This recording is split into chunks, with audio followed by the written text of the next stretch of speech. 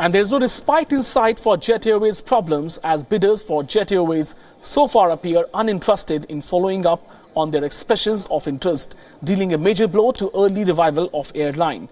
Well, with just 10 days to go for final submission of bids, 3 of the 4 qualified bidders, Etihad, TPG Capital and Indigo partners, they have not signed non-disclosure agreements. It's a must for conducting due diligence. None of the bidders, barring National Investment and Infrastructure Fund (NIIF), has been accessing data room, where potential investors are supposed to pursue Jet's accounts and key documents as part of due diligence. They have till May 10 to submit their bids.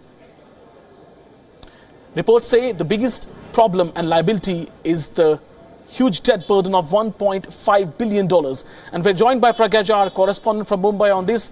Pragya, very good evening to you. First of all, clearly it looks like Jet, the doors will be permanently shut down on Jet Airways, as so far it has failed to have any serious bidder so far.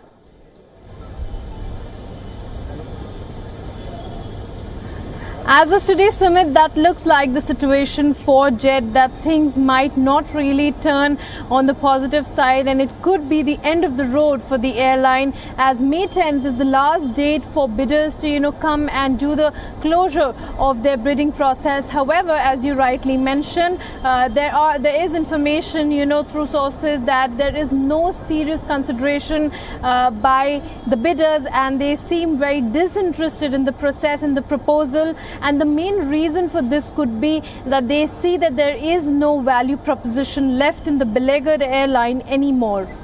But Pragya, if we come to the liability part of Jet Airways, clearly $1.8 billion is something which everybody knew about. And what reports say is the giving away of slots to rival airlines. That is something that has made the case worse for Jet Airways. Is government doing anything about it? Is it going to give back slots to Jet Airways anytime soon now?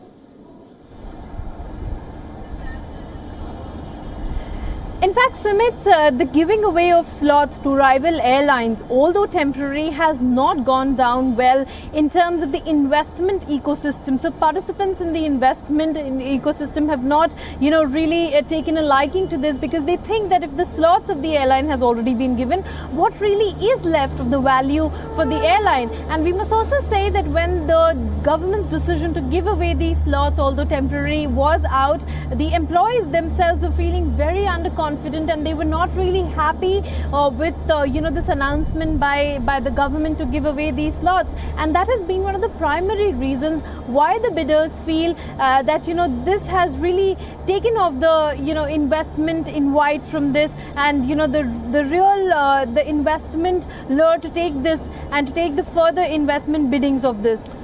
But reports also say that Jet Airways is now helping its previous employees get employment with new firms. So how much of that you think can be able to solve actually the problems for Jet employees? 22,000 of them, and only couple of thousand only have got employment so far.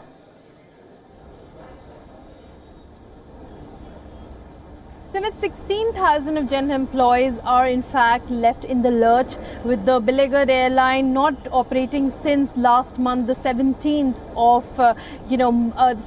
of April we're talking about. And we must also say that there are other airlines who are offering jobs to employees who are now left with no other option. But there is severe pay cut that we have observed, that we've got to know from sources.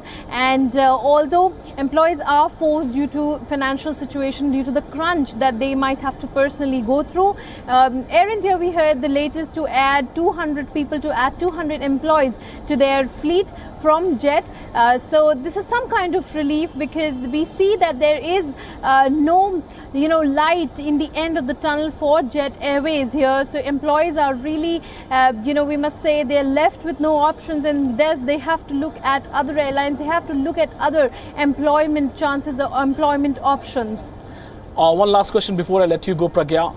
Mumbai is a place where it's home to the big industries of India, and as reports say, Jet employees, they reached out to Reliance, Tata, Mahindra.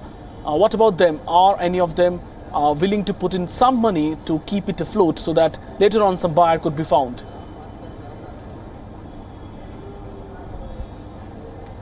Sumit, you're very right, as you've mentioned, that Mumbai, in fact, houses India's one of biggest business houses. You name them and you have the headquarters here. We've got the Mahindra Group, we've got Reliance Industries, we've also got the Tata Group of companies here. And it is, in fact, known, we know through sources that, the top management of Jet Airways had in fact gone on and taken the proposal to various of these business houses, but there was no positive response from them, and therefore we see that there was nothing that came out of those meetings, of those pitches that were made by Jet top management to these companies to rescue them, to in fact salvage the airline in the condition that it presently is.